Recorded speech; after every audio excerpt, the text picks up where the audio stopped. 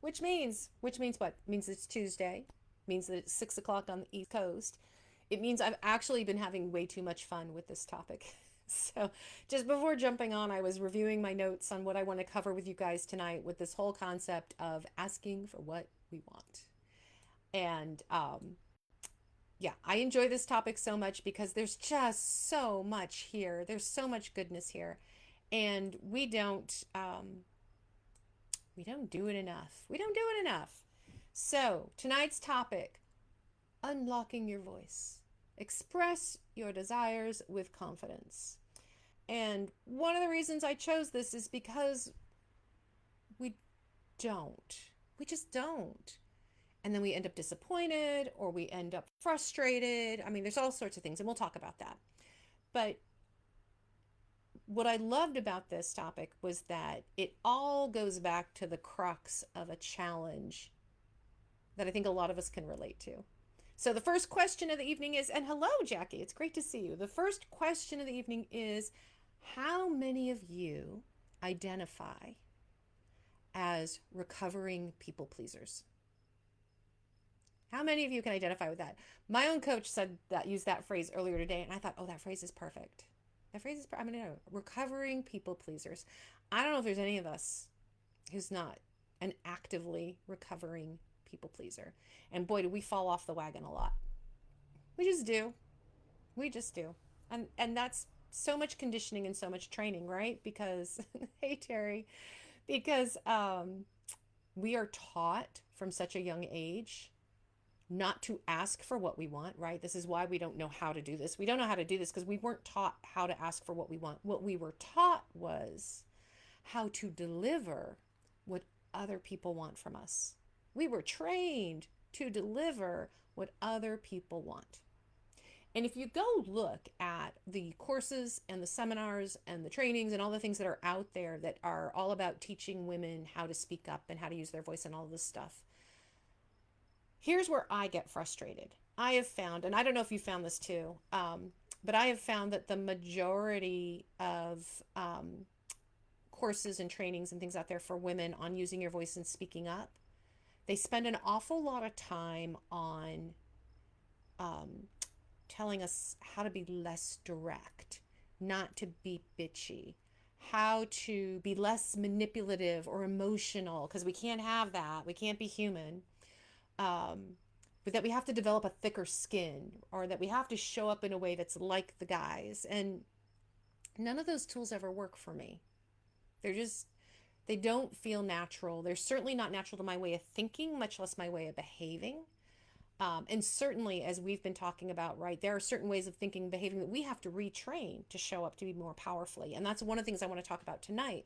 But this isn't about having a thicker skin and being less direct or being less emotional or any of those things, because it's not about being less.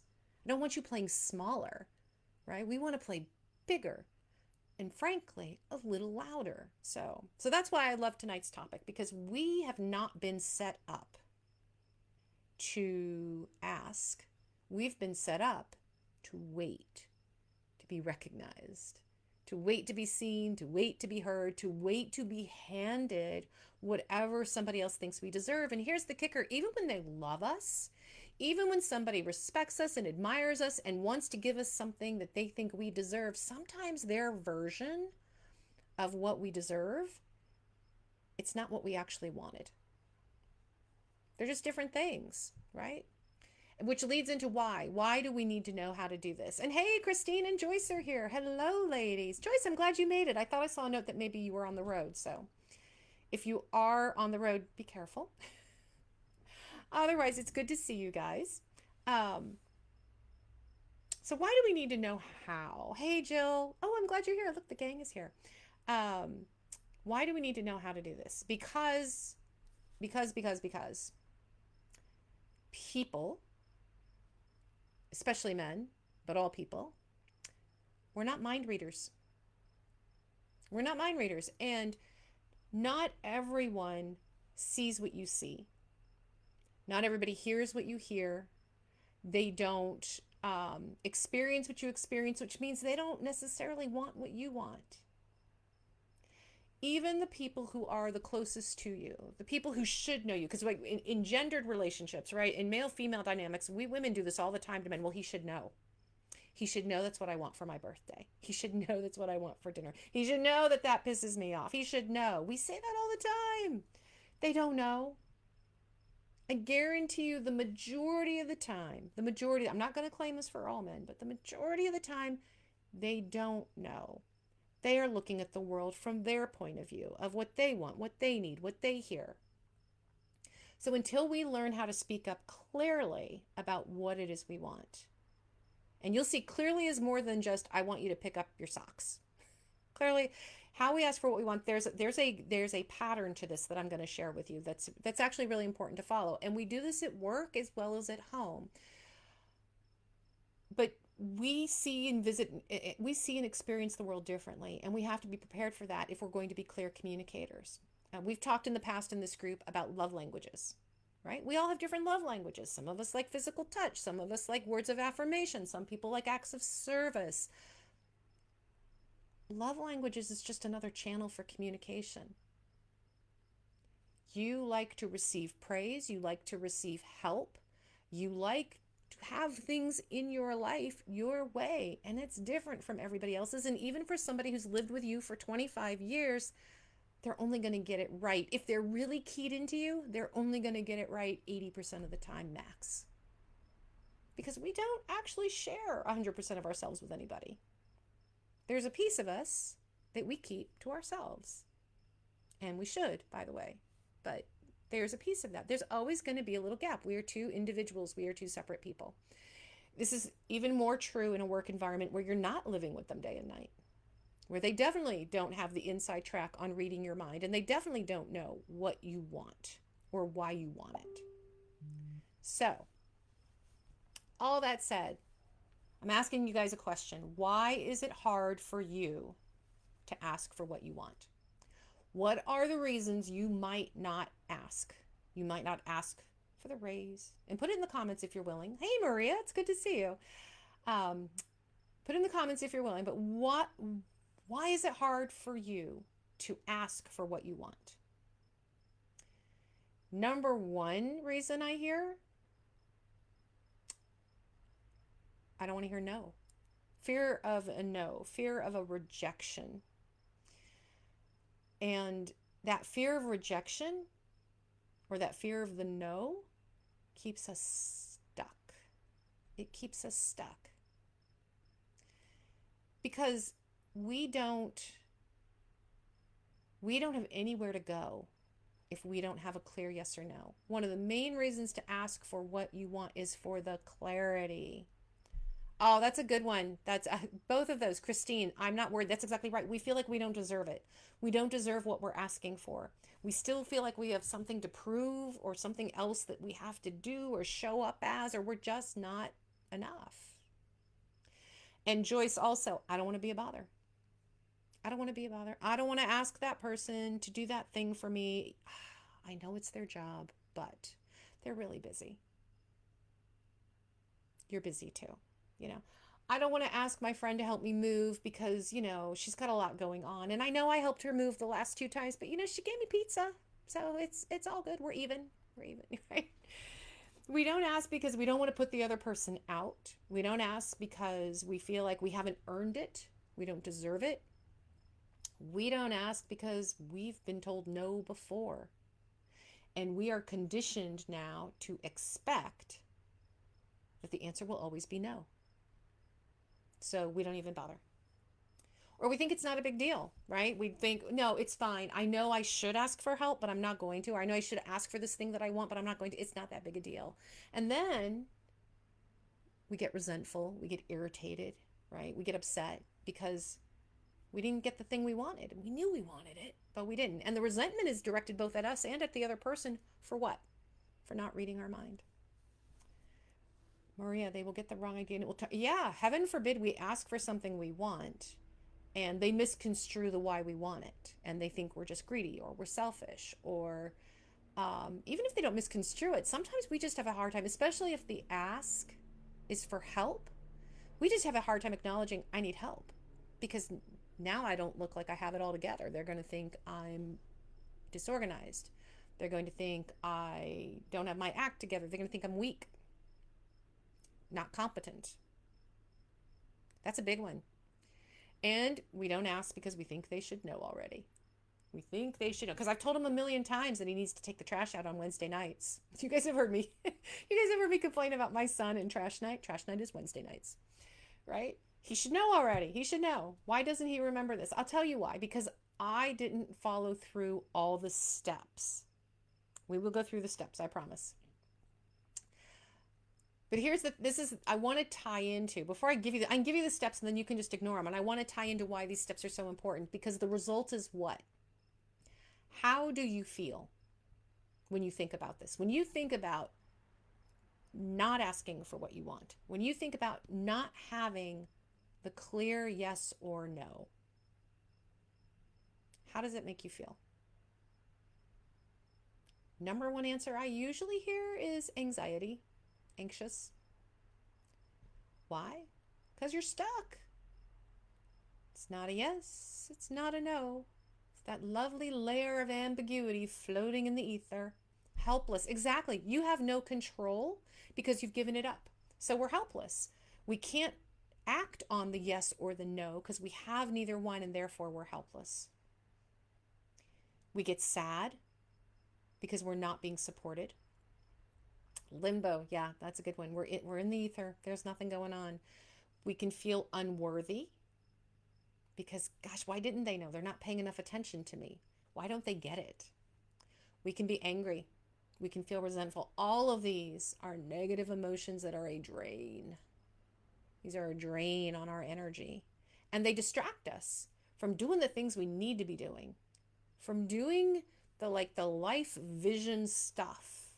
Like, we know where we want to go. We know what we want to achieve. We need to be going after that target. But if I haven't been able to ask for what I want, and I am harboring this resentment or this anxiety or sadness around not feeling supported, if I'm carrying that with me, I'm slowing myself down, because that's a really heavy bag to carry.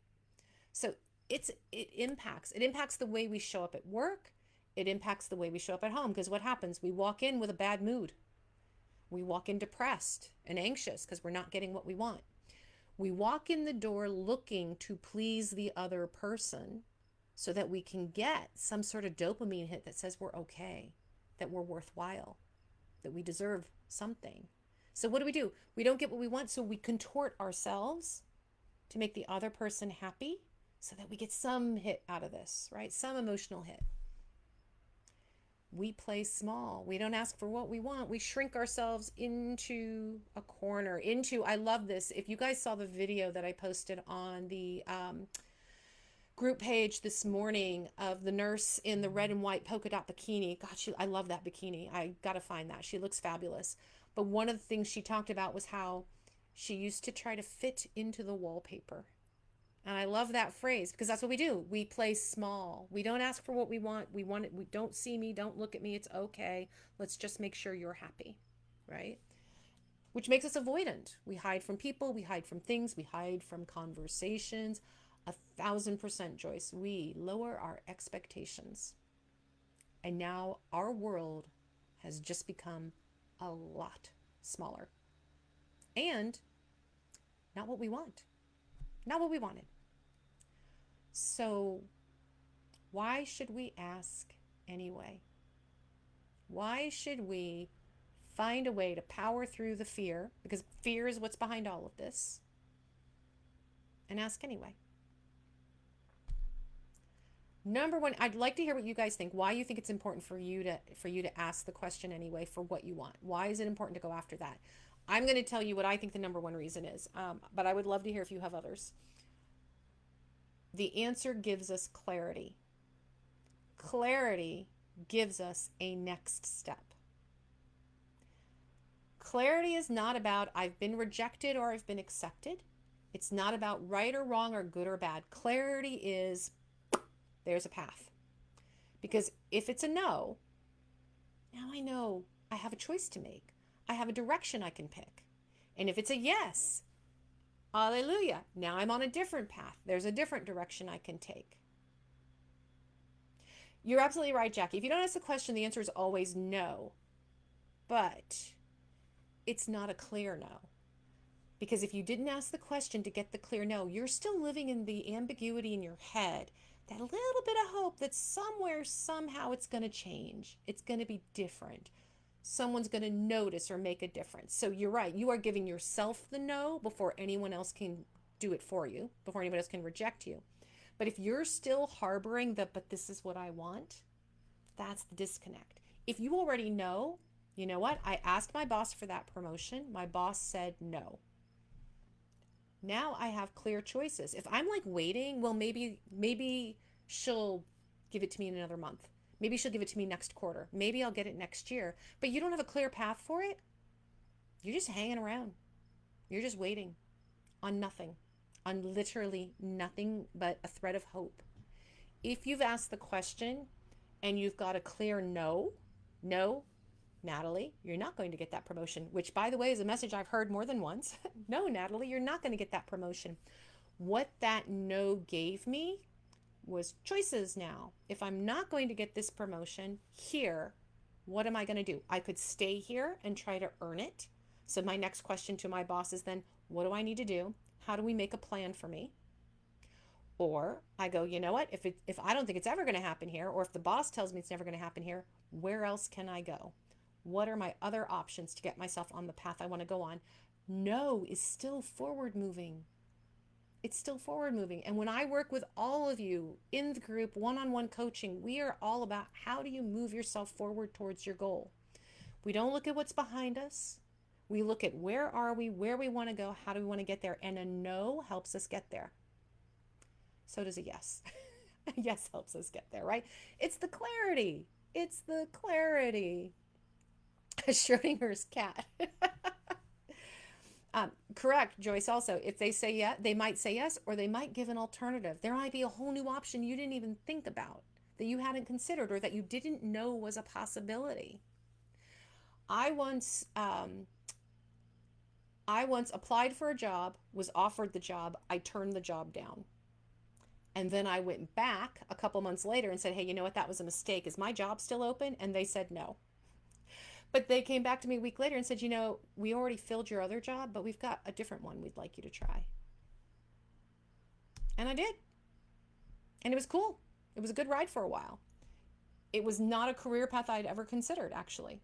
It was something completely different, not completely different, but it was very different from what I had typically been doing. And so it was just a new opportunity for me. But you've got to ask the question. Right? If I had just assumed, since I turned down that job a few months earlier, if I had just assumed that job was definitively gone and never asked the question, I never would have had this whole other opportunity. We deserve what we want. We don't owe anybody an explanation for what we want, but until we believe that, we're not going to ask the question. So that's something else to kind of wrap our head around, is we have to believe in our dream. We have to believe in our forward motion. We have to remember our value, our perceived value in the market, our perceived value in our relationships.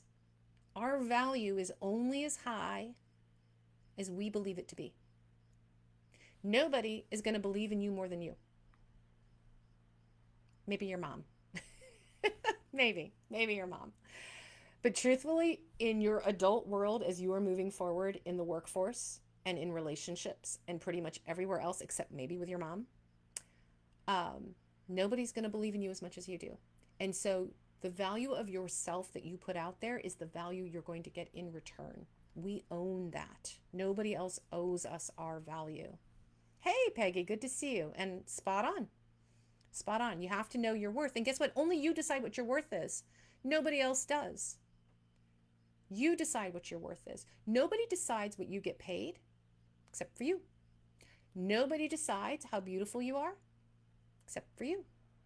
You make these choices. So the silent resentment, irritation, disappointments, the sadness, those erode at us. They erode at our energy. They erode at our sense of self-worth. They help us dim our light. So if we're holding on to that, we ourselves are wearing away at everything that we are and everything that we could be. Now, when you learn how to ask for what you want and realize that you are empowered, no matter what the answer is, you are empowered to take a next step. Once you embrace that, then you learn to ask for anything and everything, because there's nothing to be afraid of. It's just figuring out what your next step is. So, how do we do it? Are we ready to do this? Are we ready? Here, there are 1, 2, let's see, 3, 4, 5, 5.5. I'm going to say 5.5 steps to asking for what you want. So, step number 1. Let me just frame this. This goes for personal and professional. I don't know what you're asking for. I could be sitting with my son asking him to take out the trash on a Wednesday night, please, right? You could be asking your partner for a commitment to be married, to move in together, to remember your birthday. You could be asking for that promotion at work. You could be asking to transfer to a different department, right? You could be asking for a recommendation for something, or to be put into a training program, right? So no matter what realm of life you're thinking about, this process of asking for what you want works across the board. So the first and foremost step, make the time. If you are asking for something you want, then you need to put the value on it that this deserves focused time and attention. Now, you might say to your boss, I need 15 minutes of your time. Can we chat at 1 o'clock? Or can I put some time on your calendar for tomorrow or next week? You may say to your partner, listen, I have something I want to talk to you about. Could we chat for 20 minutes after dinner? You might not put a time on it with your partner, but basically say, could we chat after dinner? Could we chat at lunch? But you make an appointed time, because you are signaling to yourself as well as to the other person, this requires your focused attention. This is important. This is important enough that I'm setting aside time for us to talk about this. So make the time. It creates the right attention to the topic. And it doesn't matter if the topic is me telling my 21-year-old, please take out the trash on Wednesday nights. Believe me, I've already said to him this week, hey, we need to talk about this. We've got a time booked for Thursday afternoon to chat about a few things. It's not a scary chat. I'm not scolding him. It's not actually about the trash, but even if it were, I'm not scolding him about the trash or any of that. It is to be sure that I am communicating clearly. So make the time, step number 1, which means you're asking the other person to make the time, which means there's accountability. You're both accountable now because you've put something on the calendar. You're accountable for a time and an action. All right. Step number 2, this is the multi-step step, okay? So this is where you're taking notes. Well, you should be taking notes anyway. Step number 2, prepare your ask. So this is what's important for you. You have to know what it is you want. You have to have clarity around what you're actually asking for. So if you're asking for that promotion, then that's what you were saying. I would like to have a promotion. I would like my new title to be X.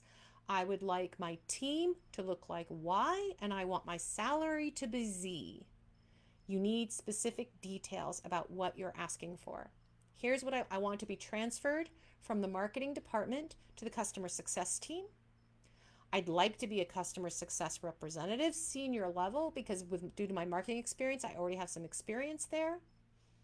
I expect a 10% increase in salary, or I expect my salary to be the same. But you need to give examples of the how, the where, the what, the who. Okay. Now, the reason why you need to be specific is because your version of I want a promotion might be different than your boss's. Your boss might promote you in title only. They might give you a raise only, but not the actual title. They might not realize your promotion is actually to a whole different job. So it's on you as the communicator, the person asking the question, to be specific about what you want. Being specific not only makes it clear, but it also minimizes any misunderstandings, any resentment, any making a mountain out of a molehill, accusations kind of thing. And I've told this story before, but just so that you guys know what I'm talking about. I went to my boss This would have been, I don't know, this probably would have been about 12 years ago, 10 or 12 years ago. No, it would have been 12 years ago. I went to my boss and I said, I've worked really hard on this special project for you. It's benefited the entire company. I really feel like I deserve some sort of recognition for this. And he's like, oh, no, you're right. That's fair. You put in a lot of extra hours and your team did great work and you definitely deserve some recognition for this. And that was all I said. So I was pretty happy because like he agreed I was going to get recognition for this. Now, in my brain, recognition was like money. In my brain, recognition was like I wanted a bonus, right? Or a raise, something like that, a trip. But I wanted something that had some cash value to it. His definition showed up on my desk like 10 days later, and it was a plaque. Oh, it was a plaque here. It was this plaque. It was a plaque that was accompanied by a letter signed by him and the CEO and a company-wide email saying what great work I did. There was no money in any of that. Like, I think that plaque, and this is not to diss the plaque. I'm happy to have it. Like, it's a lovely gesture. It probably cost him $40, right? So you got to be specific. This helps everybody. This also helps you own what you want. As a empowered woman who's going after what she wants, when you have to say it in your loud grown-up voice, this means you own what you want. You deserve it and you own it. Now, the other piece of your ask, right? The first piece is be very specific and clear on what you want. The second piece of your ask is describe the impact. What's the impact this ask has on you? Now, when you're talking about the promotion, it's I've earned this promotion and the impact will be that I will be even more motivated to help the company hit its goals, to ensure that my team is focused on the right priorities and that they're continually motivated. The impact on me is moving up in a company that I feel like is invested in my interest, which means I'm going to stick around longer. I'm going to do my best to retain top talent, right? The impact on you and the impact on them. There's two sides to the impact coin. The impact on me is I am going to be a happier, healthier employee. I'm going to be a better leader because I'm going to feel invested in by my company. I'm going to stick around. The impact to you is you retain a valued employee, and I'm going to do my best to make sure everyone else around me knows that I feel appreciated here, that I'm going to be their biggest supporter, and I'm going to try to retain that talent too. There has to be an impact. Now, if I flip this to the conversation with my son on trash, right? Liam, I'd like you to take out the trash on Wednesday nights. On Wednesday nights, I want you to walk through the house, make sure all the trash bins are emptied and the recycling, put them in the appropriate barrels outside, and take the barrels to the curb, and they really need to be out there before midnight on Wednesdays.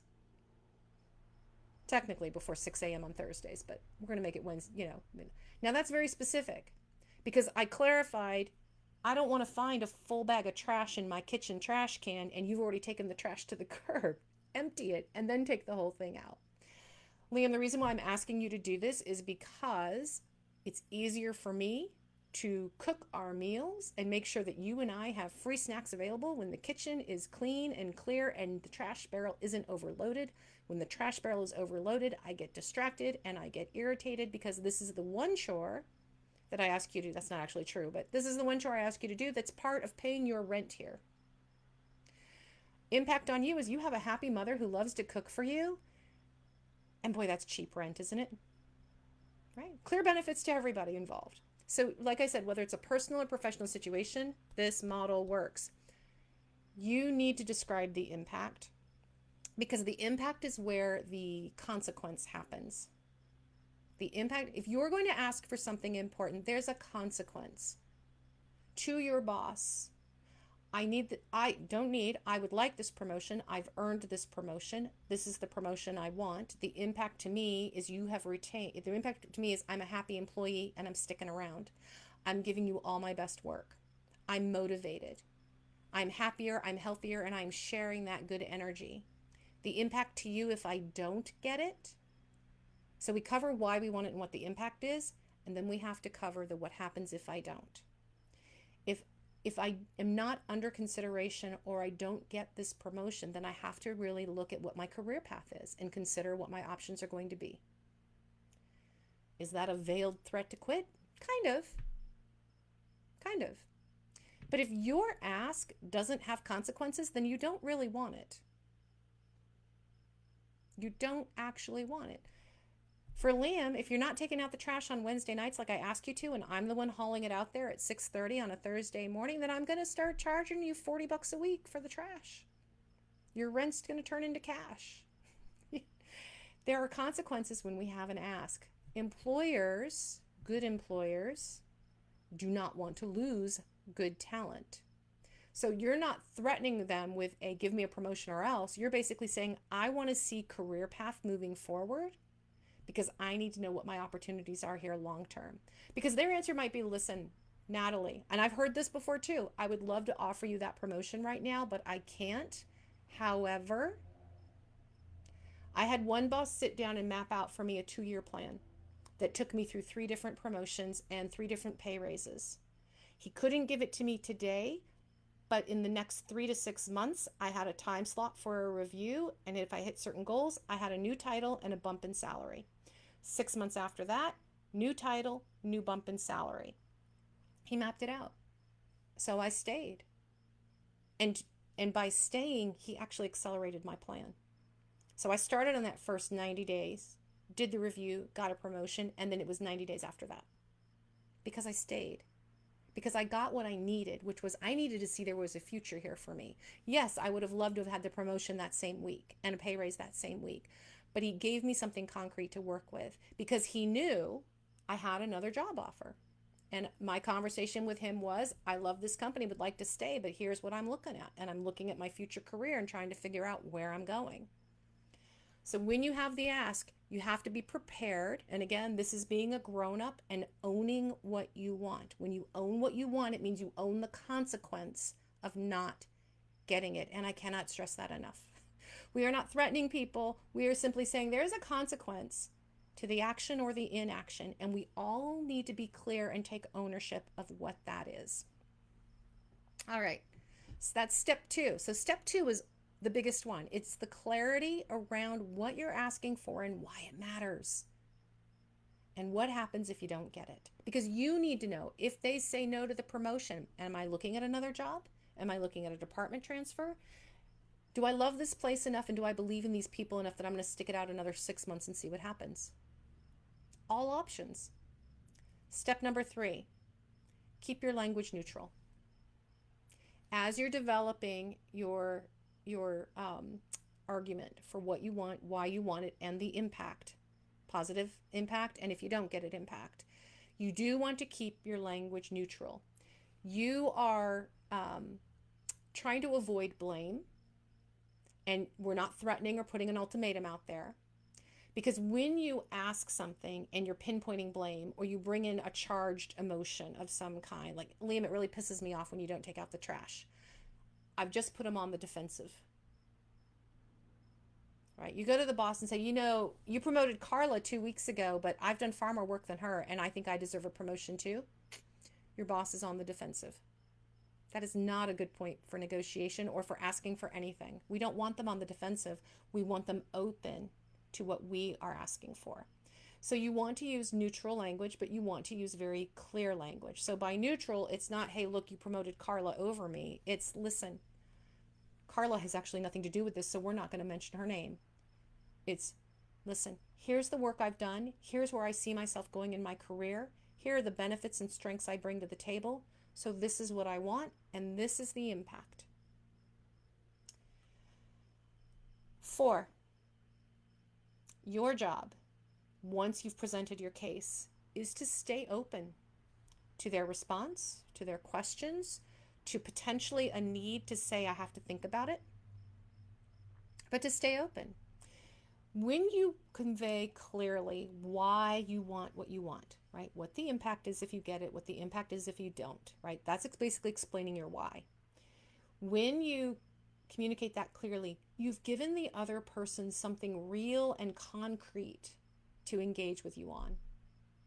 So it's not just, Jackie wants another promotion.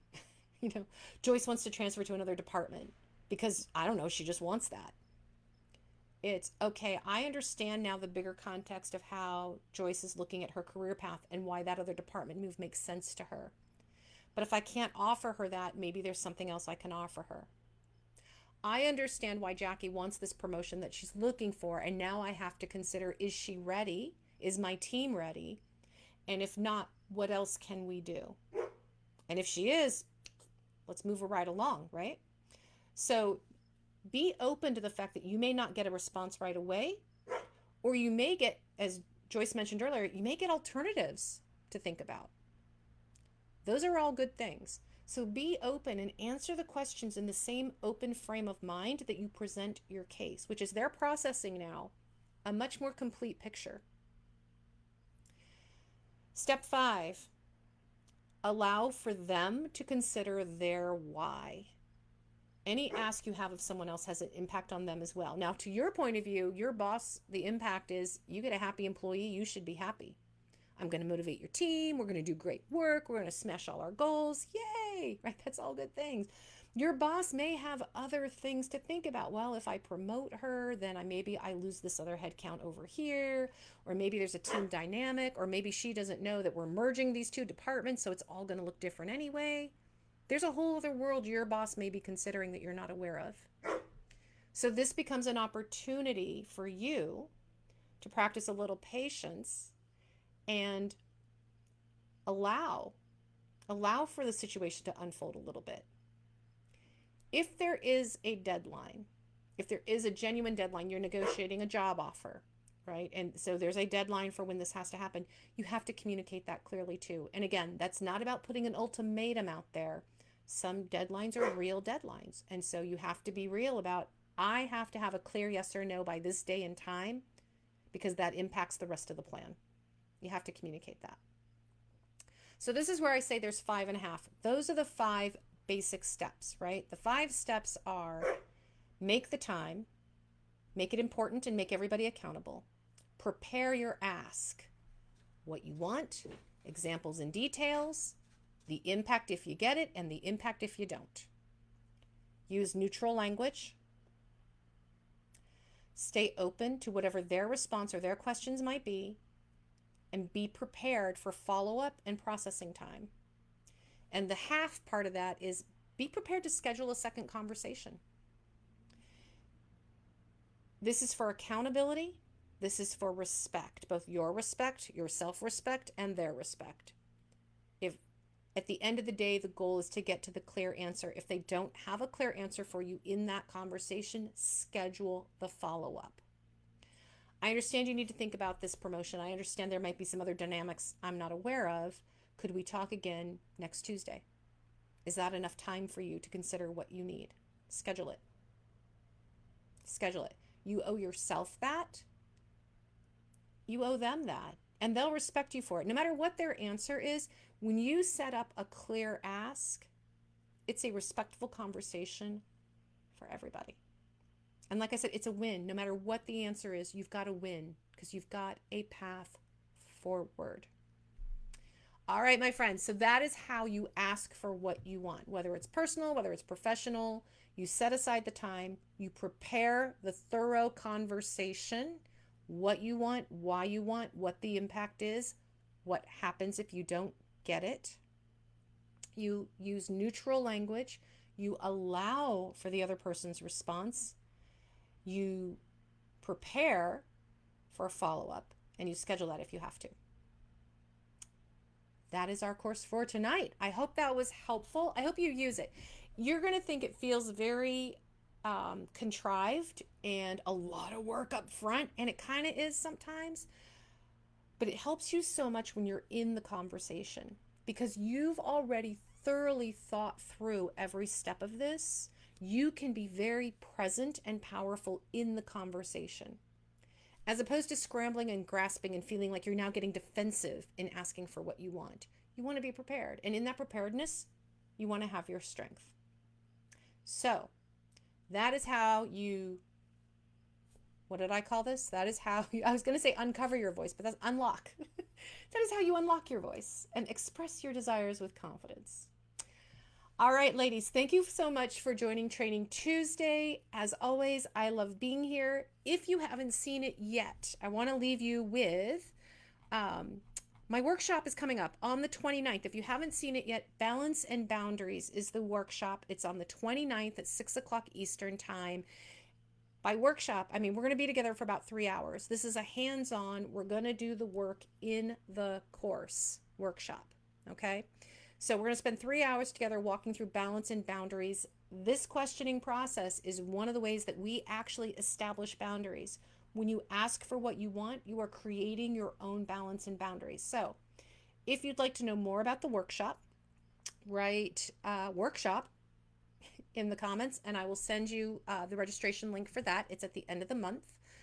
Otherwise, enjoy the rest of your Tuesday night. Always fabulous to be here. And don't miss, this workshop's going to be amazing. So don't miss this. Balance and boundaries is the number one leadership skill.